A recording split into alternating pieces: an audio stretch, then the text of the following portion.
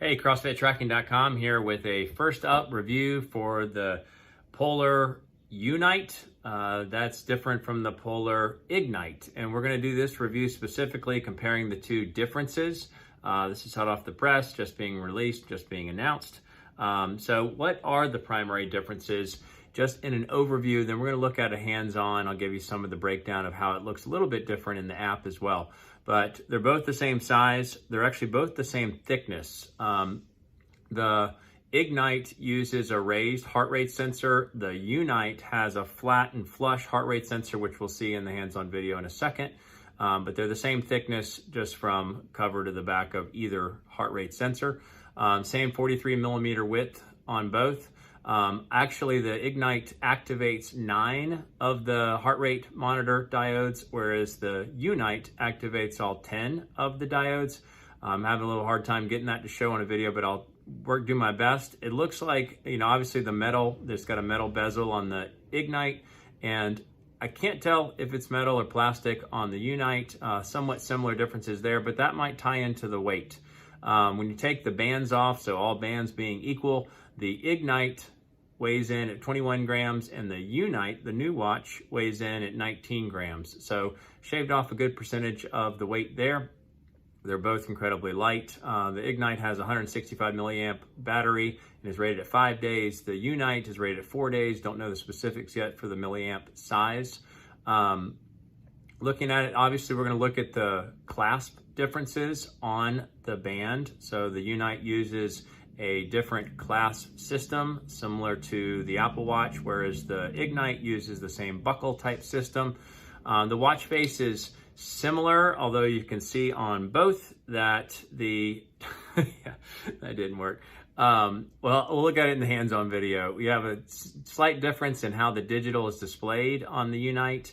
You can change the color variations on the watch face. And within the Unite, there is now a new haptic response. When you're moving between screens, you get a haptic response on all of them.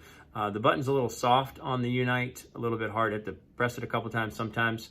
And one thing that's a nice benefit of the Unite over the Ignite is that the screen is faster. So I don't know if they've optimized the system, but the touch screen is moving more quickly between the screens. What are the big differences between these two? Well, there's no GPS included inside the Unite. It's connected GPS only, whereas the Ignite has GPS built in. Obviously, like I just said, the responsiveness to the touch, like I just said, the watch face, you can change the colorization just in minor ways. It's not a significant change. The heart rate is flush on the Unite versus raised on the Ignite. Haven't seen a big significant difference there. Band differences, charging cable differences. And one major difference, I had to shoot this little tidbit on location because I just had to get this video corrected from the originally released comparison of the Polar Unite versus the Ignite. One major difference is that Unite does not include Training Load Pro. That means that when the workout summary comes up, you won't see your cardio load listed there, and it will not accumulate in a Training Load Pro within the Polar Flow app itself. Ironically, you can see your cardio load from a singular workout on the watch itself, or you can look back at it by looking at your training log on the watch itself. But the cardio load does not appear in the Polar Flow app, and it does not flow into the Training Load Pro, which shows if you are improving your fitness. So this changes the whole landscape for whether it's recommended for CrossFit training. One of the main things in CrossFit training we want to do is we want to be able to have clear picture on how much we're putting our body under exertion and how much that recent exertion compares to previous exertion. So you won't get the strain over the tolerance to get a accumulation of whether you're overreaching, undertraining, or being in a productive state. So it does not include Training Load Pro. So it's not really one that I could work out. Now, as a side note, since I've been testing a lot of different watches, I didn't catch this at first because the Training Load Pro was coming up fine because I still had an Ignite linked to my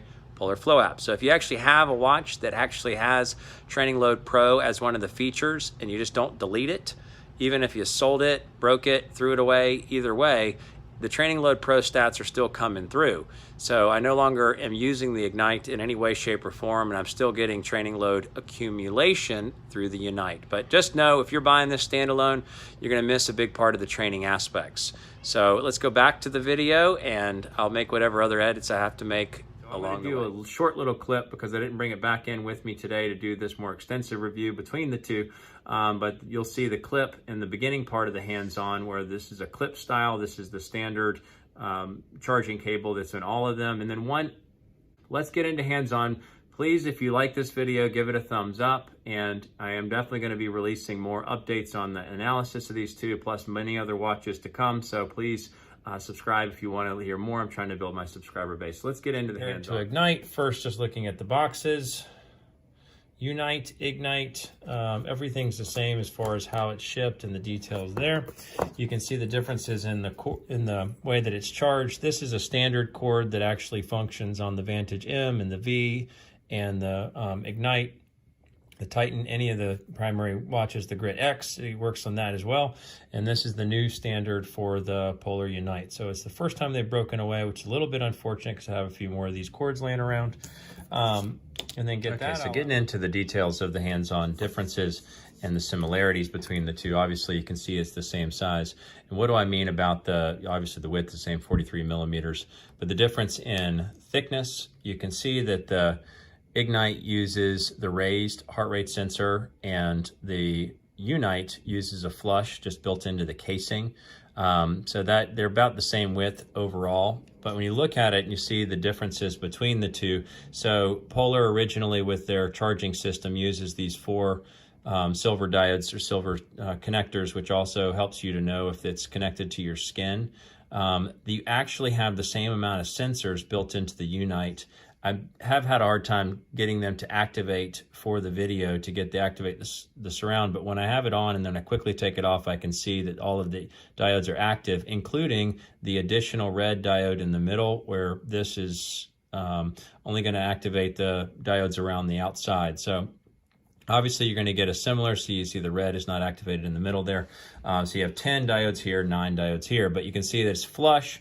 It's obviously feels more comfortable. You don't have the raised piece here, and even the buckle connector points, you can see they protrude a little bit here so that it makes up for the size for the raise on the heart rate sensor here, where they're a little bit more straight. So the watch feels a little bit more comfortable, although not significantly. They both just have one button on the side, and then obviously the difference is in the buckle. So here you can see on the Unite, obviously it's just got a standard buckle, whereas you have the clasp system on the Unite.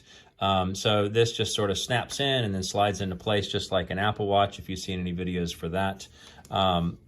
You can see the stainless steel bezel on the Ignite, and just a regular black bezel on the Unite. Don't know if that's a metal bezel or not, but it does come in lighter on the Unite. So looking at the differences between the watch faces, so you can see that the brightness is the same, the color scheme is the same, but the digital watch looks a little bit different. I don't like the new version of it. You get seconds and really big. It takes up a lot of space versus the simple digital there. You cannot change the length of time that the backlight stays on or the brightness of the backlight, but they're both incredibly brilliant, the best of Polar's options, and one of my favorite screens so far on a fitness-based watch. You scroll through the screens just by swiping. You can see that when using a screen protector, I tend to have a little bit of a difficulty with the Ignite showing up and responding to screen movements, as you can see there. This tends to be a little bit of a problem in day-to-day use for the Ignite, and for whatever reason, we'll show you in a second. We'll get to the training log. You can move a lot faster with this, and I feel haptic feedback every time I move between screens. So it's more responsive there. But when you look at the screens themselves, if we were to go into one of these, you'll see a slow delay and then it'll appear. Whereas on the Unite now, you have a faster response to get into the watch details and then to come out. So if I push these both at the same time so that it goes back, you see a lag or a sort of a visual display as it changes between screens. On the workouts themselves, you'll get the same summary of stats. So if we compare it to, good Lord, there it is. The stats you get, same basic thing. This is just a comparison workout using the two different ones. Now this one did have a better, more accurate heart rate in this particular workout where I wore them both side by side. You can see the cardio load is built into the workout summary as it is. And I'm going to show you at the very end of this hands-on video, the very end of this video, where how the screens look different in the Polar app when you get into the workout analysis, but you get the same basic details into the heart rate zones, into calorie consumption, as well. So same things there. You have all the same primary screens. So I'm not going to look at it in double time just because this responds better, but you have the workout log, you have your nightly recharge, same stats, you have your FitSpark recommendations for workout for the day, you have your generic screen with no information on it, you have your activity, which is just sort of a summary of how active you were throughout the day, heart rate, and then back to the workout log again. Again, the differences being, you know, that this does not include built-in GPS. This one does have built-in GPS. This is connected. Obviously, you can see the responsiveness to the touch. I'll show you the workout in just a second. There is more haptic feedback here, a little bit faster processor. When you look at what is the difference you get in the customization of the watch faces. So when you go to look at the customization of the watch faces, you go here, you go to the watch settings, click here, and you can change the watch face digital to analog. So you just click the digital again, and you can change it to yellow for the highlight color, and it simply will change the second hand. So not a lot of customization. You get a little bit of a color difference. You can see the same thing when you go into change the, and again, this is moving much faster than it ever would on the Ignite. So that's really a positive thing. So if you go to change it here, you can see what it'll do to the analog version of the watch.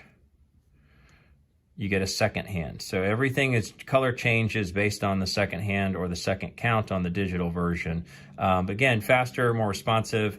The band is similar, but it has a little bit of a better texturization. And so far, I'm liking the clasp style. But again, this is sort of the summary of the differences between the Polar Unite, which is released today. So what is the big main difference between the Unite and the Ignite with the app itself? So same main landing page, same sleep, same nightly recharge, different training. Built into the Unite, the big drawback is that normally on this screen, if you're using the Ignite, Vantage V, Vantage M, and Grid X, you would have a training plan here.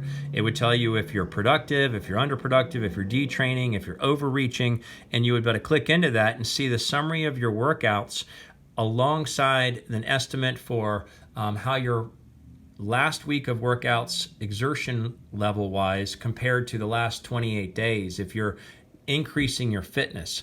So this is completely missing that main mid piece, as well as you don't get the Training Load Pro built into the middle here, where it would show you what your cardio level was and how it relates to your training. So a lot of that is missing. Now you just get this training benefit of mild, and even if you go back and look at previous workouts, it just gives you this training benefit of mild. So again, versus the Ignite, even the Ignite, when I took it off of the system, it took away the training benefit stats and details and just turned it into like a training benefit of steady state plus. So it misses a lot of the crucial pieces for CrossFit because of that. So like we saw in the video for the Unite, the cardio load training metric was gone. So obviously it just looked like this, where you just had the schedule, but you didn't get this cardio load. And what you do is you click into that and you can see your training history over time, as well as the estimate for your strain over the last 7 days, how many, like what your average workout is placed strain-wise on your body, and your tolerance over the last 28 days. And one divided by the other determines if you're maintaining or if you're productive, detraining. So you can see it over time here, as well as you can see it on a beautiful graph here. So this is all missing from the Unite. So this training plan is only in the Ignite, as well as obviously the Vantage V, Vantage M, and Grit. But that is the main difference in what you get when you get the Ignite over the Unite. So that's a big primary difference in what you experience on the app itself. So again, all the same other screens, but just a different training plan, because you don't get training load pro or cardio load built into your estimate.